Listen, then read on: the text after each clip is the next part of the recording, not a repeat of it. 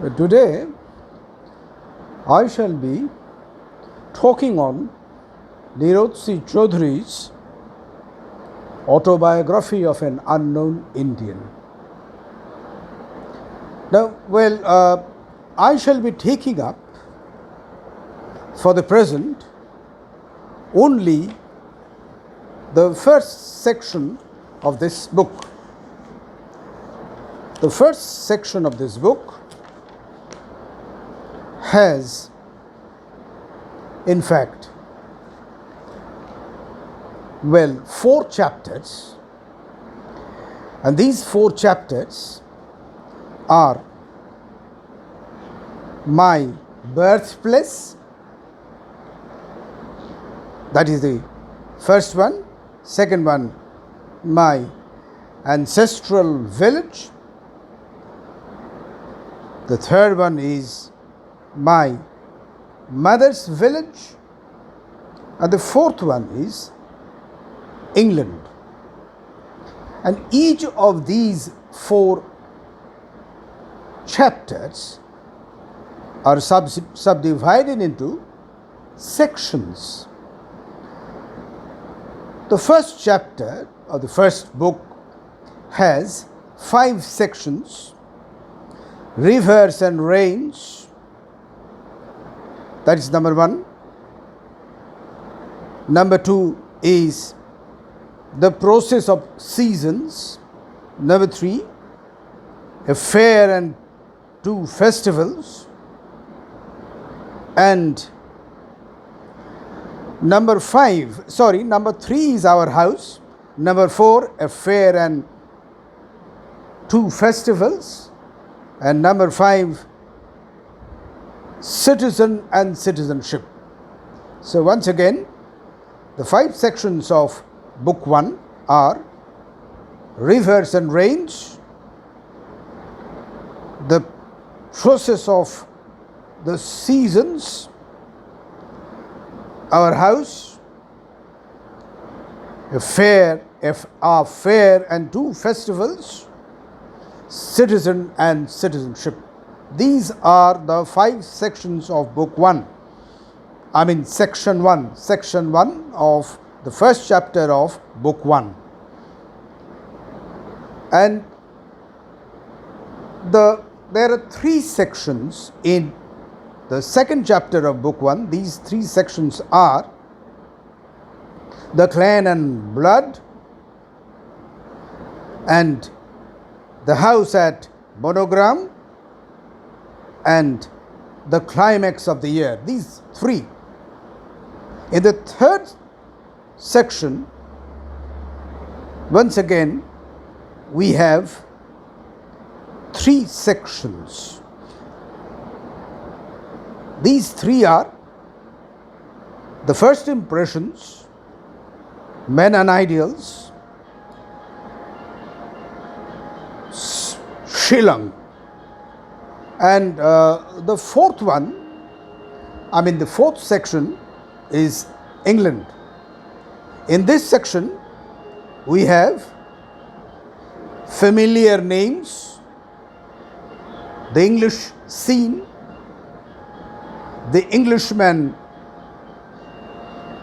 in the flesh. Now, this is book 1, as I said. Book 1 having these chapters, and each chapter having these sections. Now, what is autobiography? By autobiography, we understand the life of the author himself or the authoress herself, written and experienced in first hand. And now, Nirod C. Chaudhary's autobiography, the title of which, as I have already said, Autobiography of an Unknown Indian definitely deserves discussion. First part, the unknown Indian. What does he mean by that? Unknown Indian? Unknown to whom? He was writing this in English language. Who were his target readers? For whom was he writing? Was he writing this book only for the English readers,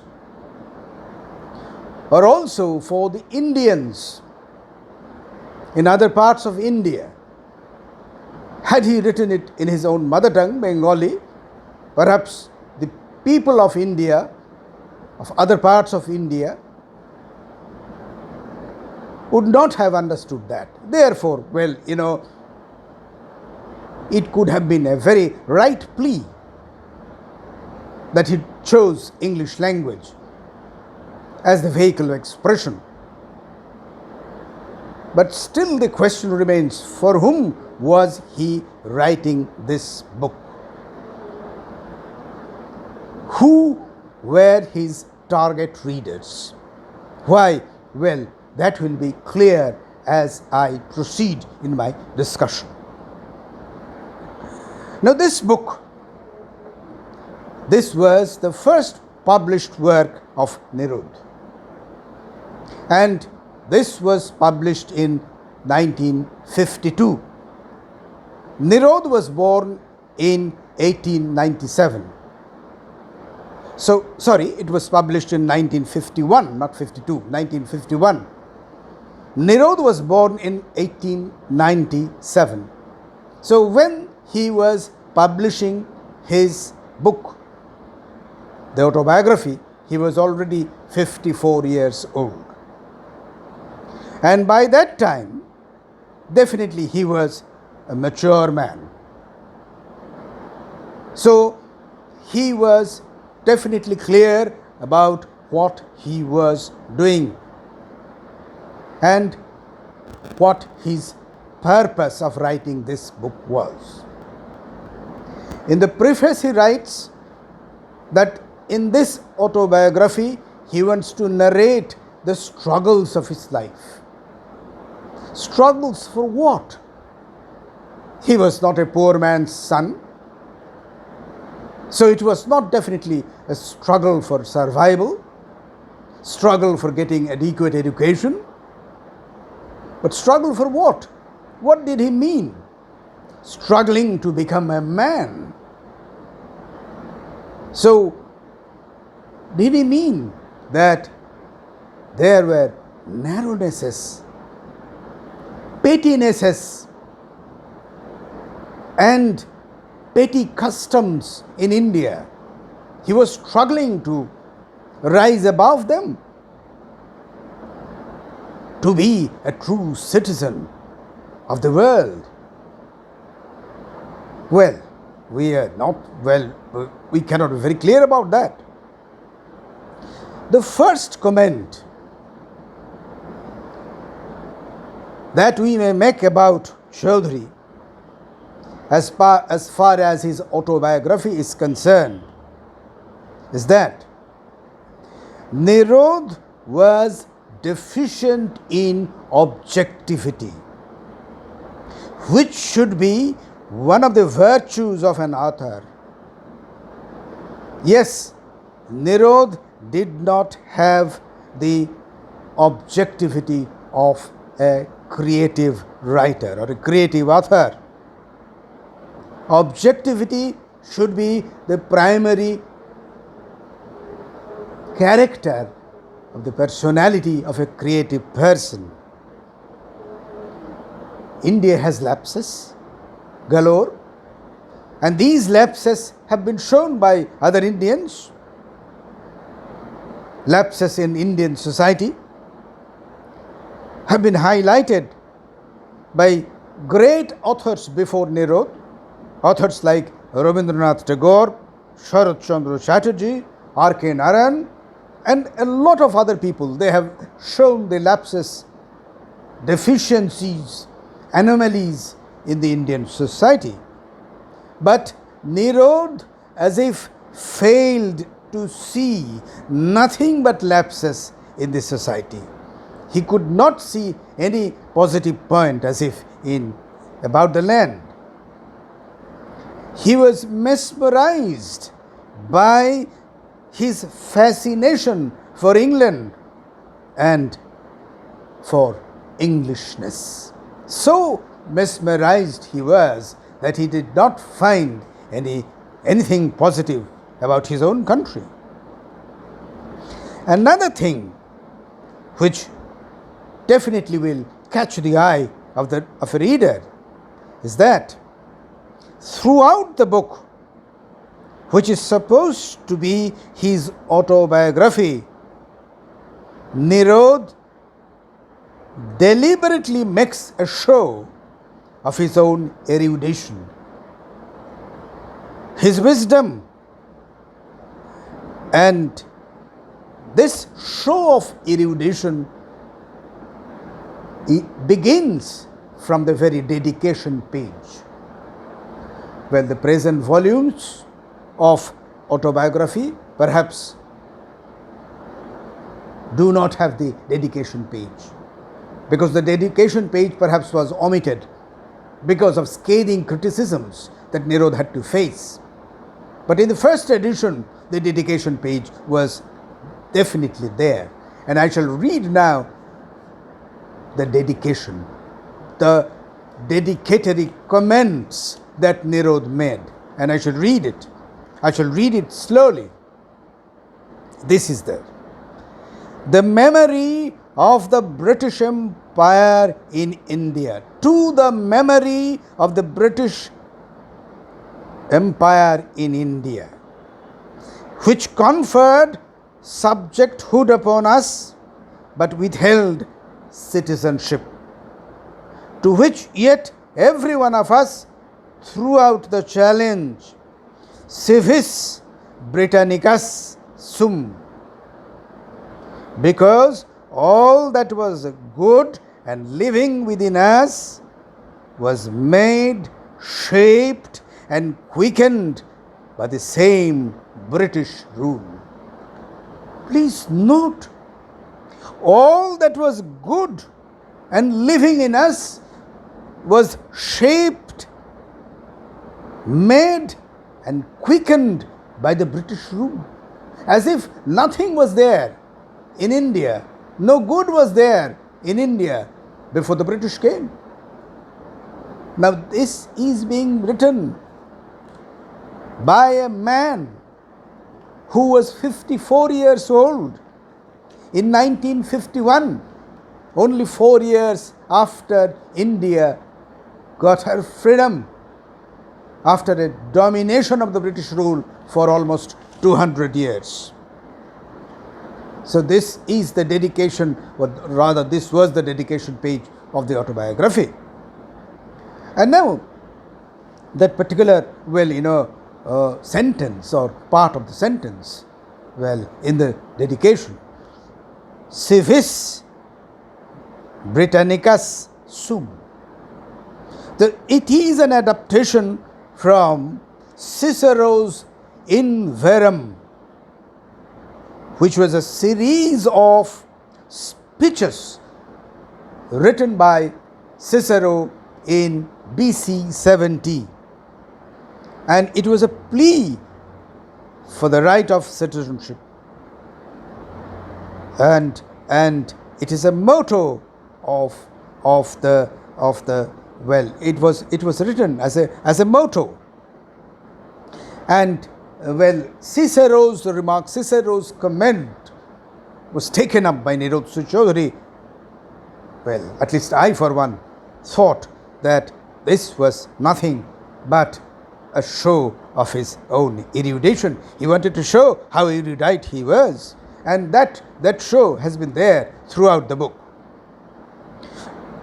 Now, chapter 1, or rather section 1 of the first chapter in the first book is My Birthplace. 7 except his brilliant and lucid use of English language, there is almost nothing, at least for an Indian reader. For an Indian reader, there is nothing. The description of Kishoreganj is a place where Nirod was born, or Nirod grew up, because Kishoreganj is a place where Nirod's father was a lawyer, and Nirod and his family used to live there. Now this Kishoreganj is now in Bangladesh. Erstwhile in undivided India, it was in East Bengal. So there, there he describes Kishoreganj, but Nirod fails to present the visual brilliance of the place. He fails to make his description living. The living character of the place Kishoreganj is never shown to us. We cannot get the living character of the place from Nirod's description. And Nirod writes, the town had grown around and along a visible thread. The three-strained thread, which was formed by a little river. Except during rains, it was an emaciated river where the water never was more than waist deep, and in most places only knee deep. So this is the description of the river, which according to Nirod was a significant thing in the place Kishoreganj. But look at this description of the river. Such rivers are there perhaps in every place, in every village of England. If we remember, if we care to remind ourselves of the description of such a river by Rabindranath Tagore, he was definitely describing the river at Birhum. And first I shall be reciting the Bengali lines, and then I shall translate it in English. আমাদের ছোট নদী চলে আঁকে বাঁকে, বৈশাখ মাসে তার হাঁটু জল থাকে, পার হয়ে যায় গাড়ি, পার হয় গরু. So in the summer season, our little river, which goes in a meandering course, has little water. It has knee-deep water, and the cows and the bullock carts can cross the river easily. So that is the description of a river at Birhum, and this is the description of a river in Kishoreganj. What I mean to say that such descriptions of rivers cannot definitely make the place visible to a reader. So Nirod's description has nothing. He cannot make the river a living one. The brick buildings were, he describes some brick buildings, and he says the brick buildings were rarities, and definitely he speaks of the mango groves and the croaks of frogs and deluge, the destructive power of rain, etc. He talks about them. But as I said, that these are very common things in any village in Bengal. So making the place a living one, that should be the hallmark of a great writer. Unfortunately, I have to say, Nirod could not do that by describing his place Kishoreganj. And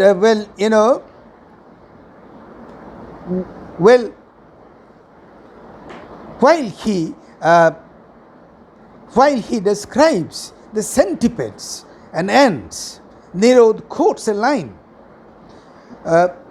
and he invariably he gives the English translation of the line. In fact, it is it is a very common Bengali, limerick or something like that. But he never gives the feel of the language. Well, okay, he gives the English translation of the little poem, okay. But he could have given the original, he could have first given the small poem in the original language, as Amitav Ghosh does.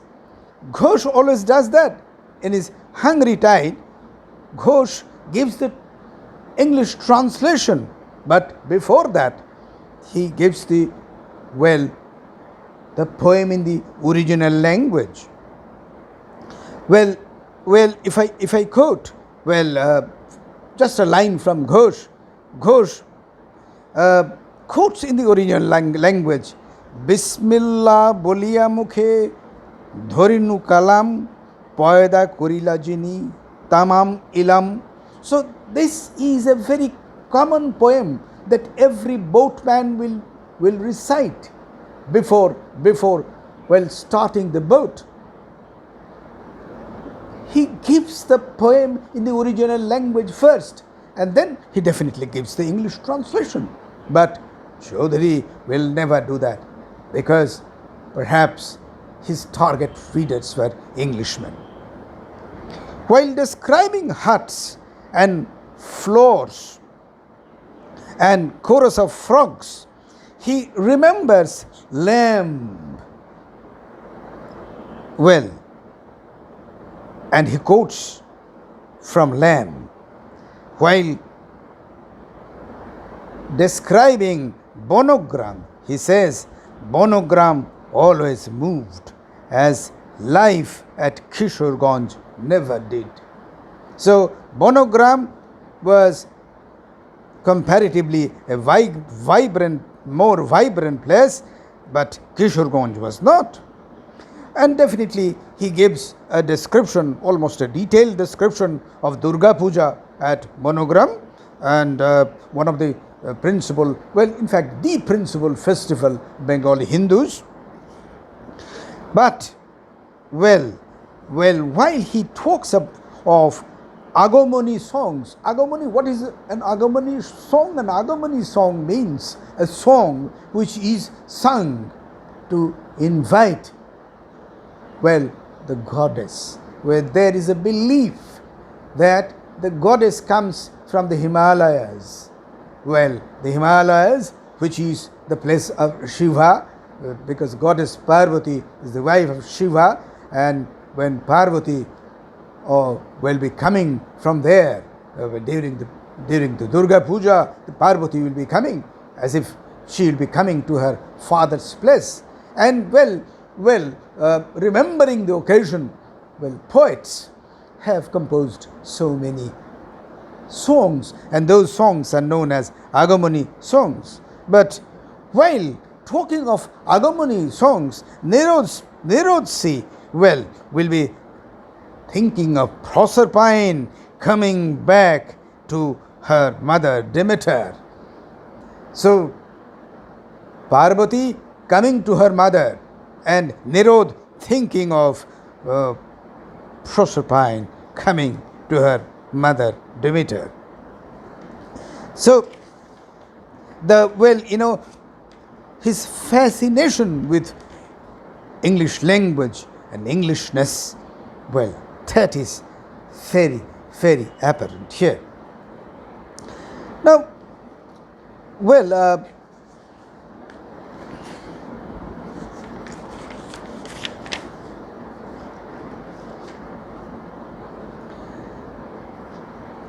he describes his fascination with England at an early age, he says, and very correctly perhaps, that he learned about England from English poetry, and he quotes from Tennyson's Break, Break, Break, and Nirod was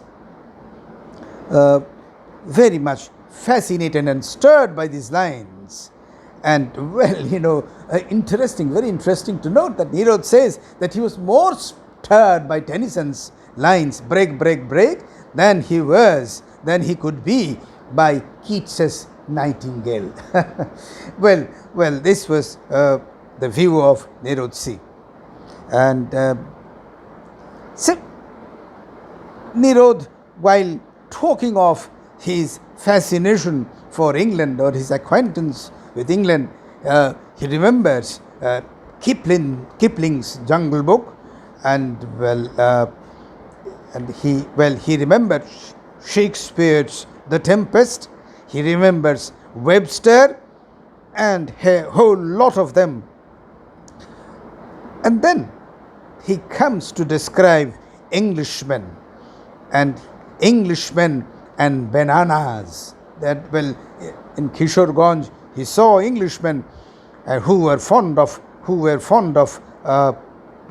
bananas, and he talks of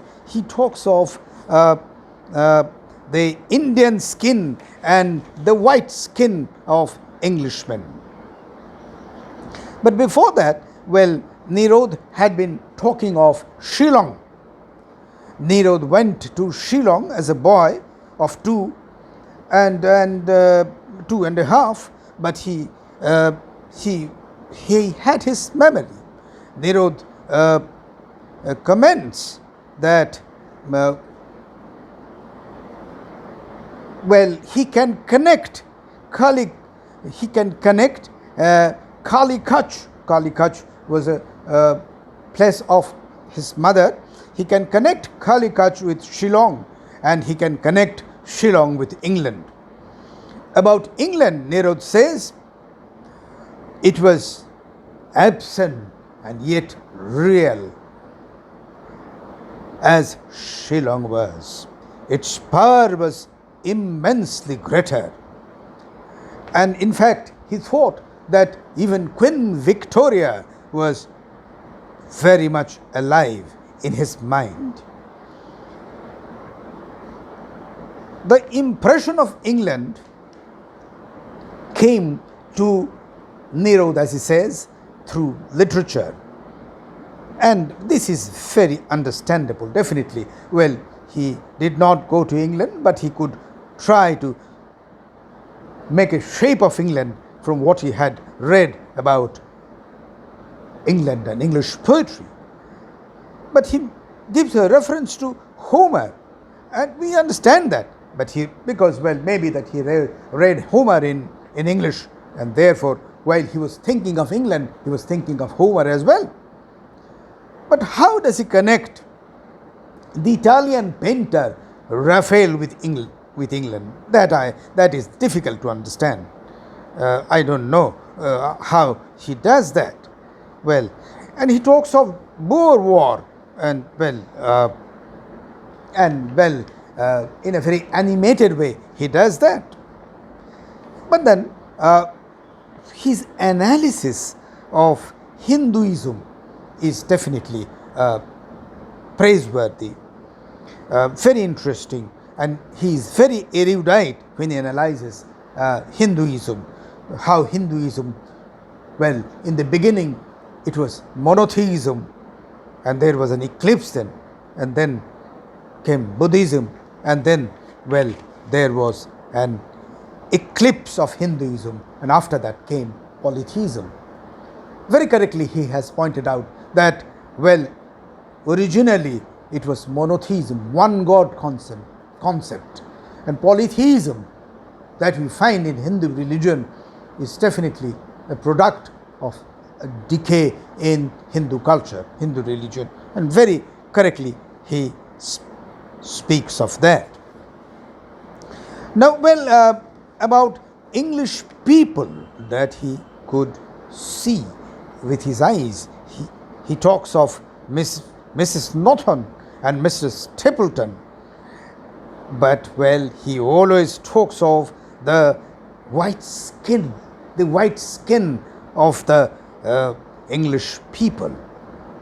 And I don't know, perhaps he had something in his mind about this white skin, because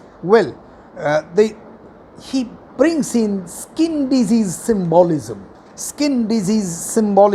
while he talks of the white skin of the Englishman. But well, I am tempted to refer to an incident of Nerod's own marriage, which is very interesting. Nerod was reluctant to go and see his prospective wife before his marriage. Many people, maybe his friends, advised him to go and see the girl, and they said that, well, it was possible that the girl's complexion would be brown, and if Nerod gets girls of brown complexion, it would be very difficult for him to give them in marriage. And Nerod says that, well, he himself was brown, and therefore he did not want to go and verify if his wife was brown or not. Well, very well said, very good.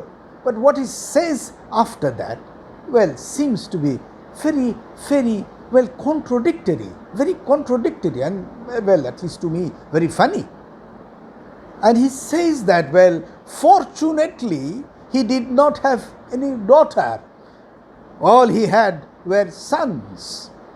And therefore, he could not, or he did not have to face the problem of giving brown-skinned daughters in marriage. Now, I don't understand how a man of Nerod's education could speak of the marriage of daughters and connect the marriage of daughters with the brown skin. I do not know. So, well, this is Nerod, full of contradictions. Now, well, in connection with Nerod's autobiography, I want to point out two other autobiographies which definitely, well, impressed me immensely. One is autobiography of Rousseau. Well, Confessions. Well, what it does in Confessions, well, he definitely creates the place, the living place. And while Rousseau was writing, the stress was not on facts and dates, but on feelings. And, well, as I said, that Rousseau could definitely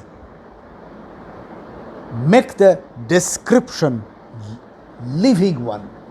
The other autobiography that I want to mention in this collection is the autobiography of the great filmmaker Satyajit Ray. Now, Ray's, well, it's not a full-length autobiography.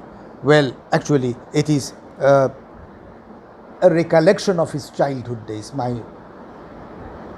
And what Ray does, I think, is brilliant. Ray makes the place living. When he talks about Calcutta of his childhood, well, how brilliant, because he was a filmmaker and therefore he could do that. Well, how brilliantly he makes the old Calcutta living before us. So he was mentioning the cars that he saw in his childhood, the Ford, the Ford, the Dodge, and the Morris, and the Opals. So these are the cars, and immediately we know that, well, he was speaking of a place, a city in the, well, second decade of the 20th century. And he speaks of jet planes, and we know that well, First World War, well, only immediately after the start of First World War, the planes could be seen. In 1915 perhaps, well, planes could be seen. So jet planes in the sky of Calcutta, and he mentions that, and we understand. And well, when he mentioned the toothbrush or the toothpaste, well, so the particular brand of toothpaste and toothbrush that he mentions, well, we understand that those brands could be available only in Calcutta in 1920s. The swan and waterman fountain pen he mentions, and we are transported to Calcutta of those days. So that is the thing, that making the place a living place by sheer power of description, by judicious omissions, additions and modifications, a great author, a great writer can make a place a living one. Unfortunately, Nirodsi, at least in the first part, could not make it. Then Nirodsi, as I said, he was born in the year 1897, and he died in 1999. So 1897. So this was a period, a very, very fitful period in Bengal. In 1905, there was movement. In fact, movements were widespread. 1905, the partition of Bengal. The movement because of the partition of Bengal movement, which involved almost everyone in Bengal. The role of Rabindranath Tagore, we know, but unfortunately Nirod has no word to say about that, about the political condition of Bengal in the first decade of the 20th century. He never says anything about that. Yes, I understand that he was in Kishorganj, but it was such a movement that spread throughout Bengal. But Nirod has no word to say about that. Well, why? I do not know.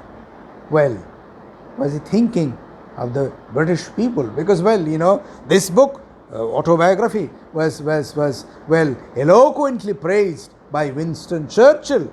Well, remember Winston Churchill, the British Prime Minister, who was responsible for the Bengal famine, the man-made Bengal famine. And he was one of the great admirers of this book. So, I don't know why Nirod said nothing about, in 1885, the Indian National Congress was established. But, Nirod has no word to say about the National Congress or the political movement in Bengal. At that time, he never says anything. Nothing has been said about this Swadesi movement. The Swadesi movement, that started in 1905 and continued up to 1911, and finally 1911, capital of India was shifted from Calcutta to Delhi. And the movement spread definitely in East Bengal too. So it can't be that Nirod did not know anything about that. But Nirod says nothing about it in his book.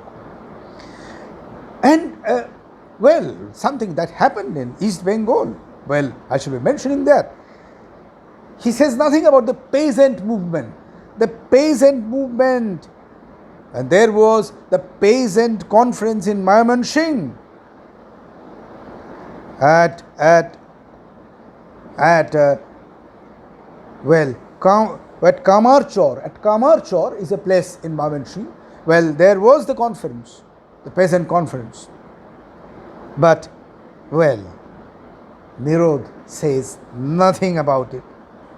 Nothing. Nirod has no word to say about the All India Muslim League, 1906. It was convened by Nawab Salimullah. Well, very much in East Bengal, but Nirod says nothing about that. Now, there can be no doubt about Nirod's erudition, his scholarship, and his brilliant command over the English language. And, well, one can definitely say that I shall be describing my life story in my own way. I do have the privilege to present my life story in my own way. I am not to be dictated by anybody. Yes, very true. Nirod narrates the story of his life in his own way. But these things, when we are reading the book as readers, these things seem to be rather confusing to us. How is it that a man born here, brought up here, he went to England, well, when he was in his 50s, and, well, he has nothing to say about these, the turbulence of the political movement in Bengal and India. He has nothing to say about that. Why? Well, Nirod was perhaps such a man. And, well, there are definitely scholars and critics who have nothing but only praise and admiration for Nirod, but unfortunately I cannot fully agree with them, at least so far as this autobiography is concerned. And it struck me as a book which was written for the English readers. Thank you.